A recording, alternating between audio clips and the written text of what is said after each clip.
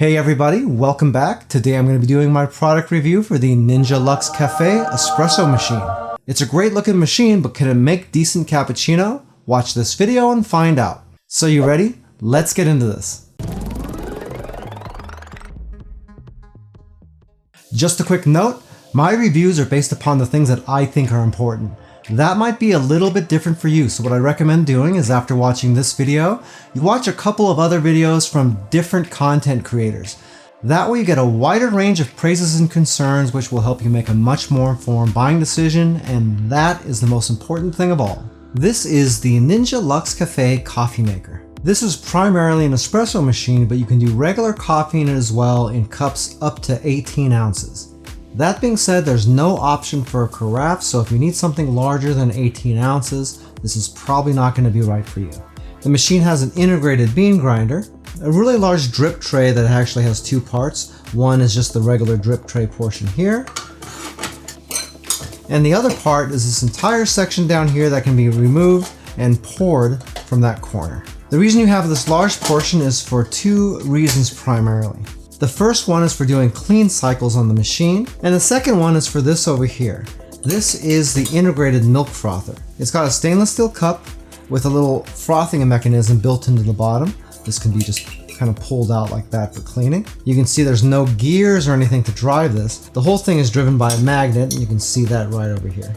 The wand for the automatic milk frother is right here, and after you get done processing some milk, putting it back in the park position will run an automatic clean on the inside of this to make sure it doesn't get clogged up with any dried up milk or anything like that. On the side of the machine you have a storage for a couple of parts that come with it. This is the tamper that works with the portafilter, which I'll go through a little bit later. And this is a funnel that snaps onto the top, which I'll show you in a second as well.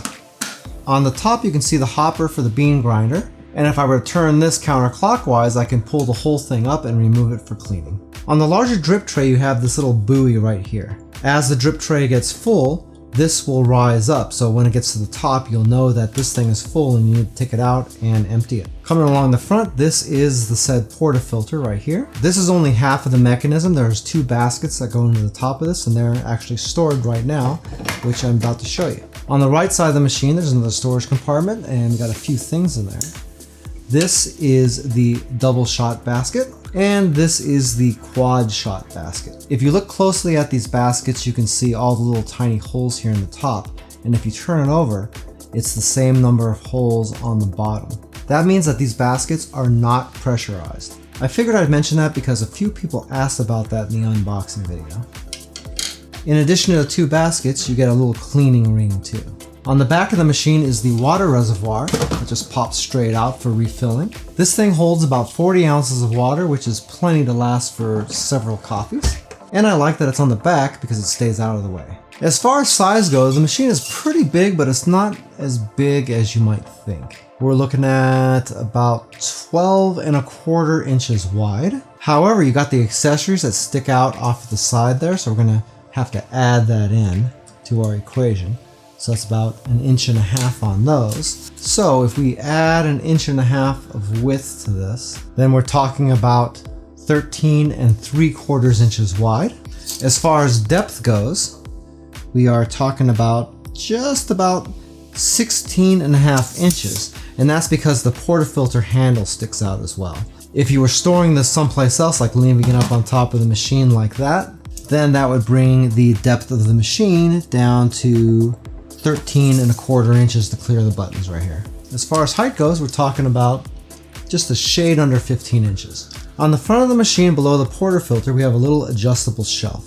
So if you were making something like espresso or something like that, it would go on the top shelf like this, so we're not splashing because we want to get that as close as we can to there.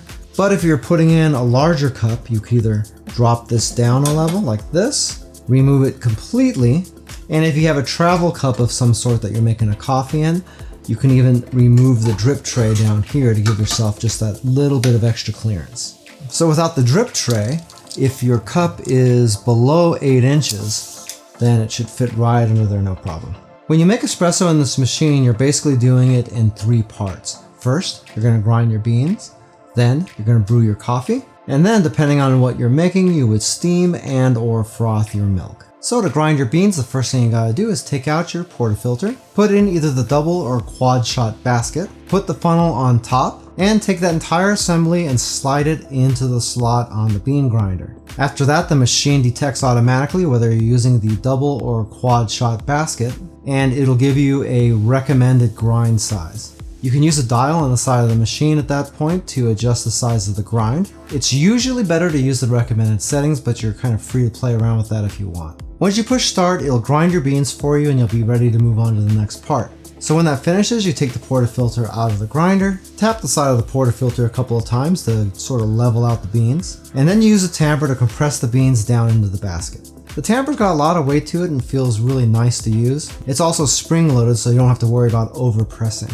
Once you compress your grounds, you can take off the funnel, and then you put the portafilter up into the machine and turn it to the right in order to lock it into place. From there, you have some different options. On the espresso side, you got options for regular espresso, which is the double shot, quad, which is the quad shot, and also an option for cold pressed only if you're using the double shot basket. The buttons next to the grinder give you the ability to change the brew temperature. That doesn't give you a temperature reading or anything, it just is basically low, medium, and high. And also you have a button down here for descaling, which the machine will remind you about from time to time. If you're using the quad shot basket, then you'll have all the options available on the coffee side. So you can do classic coffee, you can do rich coffee, you can do it over ice, and you can do a cold brew.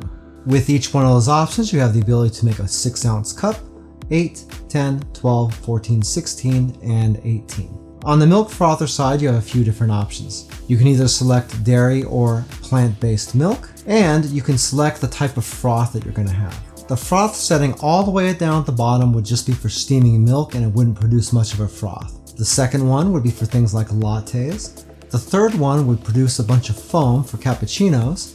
And the top setting is for cold foam. You can tell that it's cold foam because it has a little picture of a snowflake right there in the corner. And that's like the description says. It'll foam up the milk without heating it. Once you've picked out what you want, you can push the button and it'll start the milk frother. One thing to note is that if you want to make espresso and you also want hot frothed milk, then it's not going to do them both at the same time. If you were to start this while it's making your espresso, it'll wait until that's done and then it'll automatically start for you after that. If you're making cold foam like this is set right now, then it won't care whether this thing is going or not because it doesn't need to use any heat to heat the milk up. The only two buttons here are for cleaning and purging. And what purging is the machine will blow a whole bunch of water out through the nozzle here down into this hole. That way you don't run any risk of any dairy getting stuck up inside the wand and drying out or just being gross. You don't necessarily have to push the purge button to use the feature because if you're making frothed milk and you pull it out of the machine, once you push this back down again, it's going to automatically do it for you anyway. In fact, I'm going to show you how that works. Let's put a little bit of milk in here, stick that in there. I'll put on one of the hot settings. And I'm going to try to get you as good a look at this as possible. It's kind of tough to get in there, but I think you'll get the idea.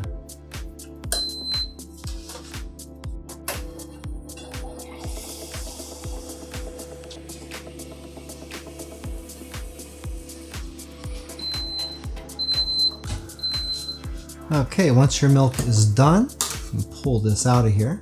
You can see that this is hot and you have a whole bunch of foam on here. I'm going to recommend that once you take that off, you use a clean towel and you get all of that off the surface here as you can.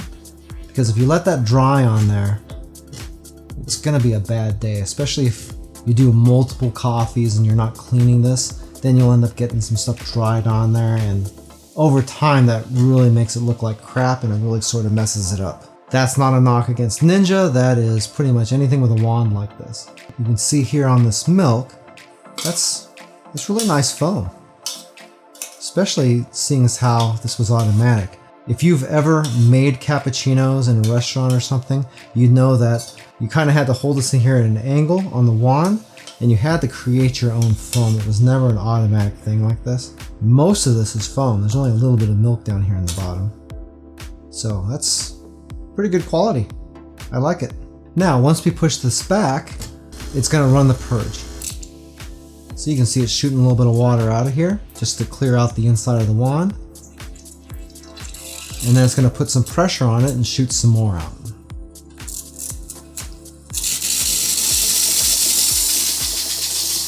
And that's the main reason that larger reservoir is so big, because it does push a little bit of water through there. I appreciate that though, because that's really gonna help the longevity of this thing. One feature I really like about this espresso machine is that it runs a water hardness test the first time you turn it on. The way that works is Ninja gives you a couple of strips that will change color depending on the hardness of the water. So all you need to do is pour some water out of your tap, submerge one of those strips in there for about a minute, and after that you just look at the number of colored squares that you have on the strip, enter that number into the machine, and Luxe Cafe will save that information and optimize the machine around it. Even though it can do that, I still recommend using filtered or purified water in your machine anyway. At the end of the day, that's always going to get you more life out of your machine regardless, but I do appreciate that they included that feature. In fact, this is the first machine that I've ever used that even does that. One other thing to note is that this machine has a double shot basket and a quad shot basket, but there's no option for 1 or 3. Are you serious? So that was a little bit weird because it's gonna produce coffee that's a little bit on the strong side. If you're not used to drinking espresso, then it might be a little bit overpowering for you because the cappuccinos are pretty strong. Is it bad though? Well, in my opinion, it's actually really good, but I'm also sort of a caffeine freak too. Hey, by the way, if this is your first time here and you want to learn some cool new recipes, get some great cooking tips and tricks and all sorts of other kitchen related things, then start now by subscribing to the channel and clicking the notification bell so you never miss a thing. To test the machine, I did 5 different recipes. First, I just brewed a standard double shot espresso. That was pretty straightforward, and from the time I started grinding the beans to the time I was drinking the shot was probably only about 2 to 2.5 minutes. For the second test, I did a cafe latte. For the most part, what a latte is just a cappuccino without a whole bunch of froth. It's got some nice steamed milk in it, and it's got a really thin froth, but it's just enough of a froth to make some pretty cute designs in it. That one ended up taking about 3.5 minutes because, like I said before, if you're heating and frothing the milk, it won't do it until after the brewing is done for the coffee. That was pretty good, but since I'm using sort of small cappuccino cups and the machine does nothing less than a double shot, it was a pretty strong latte. I made another one, put it in a bigger cup, and it came out a lot nicer. Next, I moved on to cappuccino. Same process and took just about the same amount of time, and the cappuccino is probably my drink of choice. The milk was nice and hot and it had a nice froth on it, but it's not a crazy amount of froth. I was using full fat milk, so I was kind of expecting it to froth up a little bit more. It wasn't bad by any stretch of the imagination, but it just doesn't produce a really super tall, thick froth like some people like. Next, I made an iced coffee with salted caramel cold foam. That made me change up the settings a little bit because for that you got to use the quad shot basket, and using the over ice option on the machine actually made it take quite a bit longer. In fact, the iced coffee took about 4 minutes and 20 seconds in order to create my drink. Is that a big deal? For me, not really. It's not really that long, but if you're in a super hurry and you want an iced coffee, it could probably feel like an eternity waiting for that thing to get done. Nice looking drink though, and it tasted really good too. For my last test, I wanted to do something a little bit different, so I did an espresso martini. For that, I brewed straight into the shaker cup, so I had to take the shelf off, and I also had to take off the drip tray at the bottom. And really, the only part of this recipe that involves the machine is just getting the coffee into that cup. In addition to the coffee, I added in simple syrup, a little bit of coffee liqueur, and some vodka. Then it was just a matter of shaking it up really good, pouring it into a glass, and garnishing it with a couple of espresso beans. I kind of made too much though, but I drank it all, no problem. Also, one last thing to note is the machine is really pretty and it looks like it's all stainless steel, but this isn't solid stainless. It's a plastic machine with some stainless steel overlays and borders. What? So it looks really nice, but it is not a full stainless steel body. The shelf here is nice and heavy. Not sure if this is made of stainless or not, but it doesn't feel like it. Also, I wanted to quickly show you how these drip trays work. So you have your main drip tray here in the middle that's just for going underneath the glasses. And you can see that it's just a closed off square drip tray. So this doesn't interface with the other drip tray at all. Let's move that out of the way for now. The other drip tray, you can slide out completely like this. You can see that all this assembly comes apart.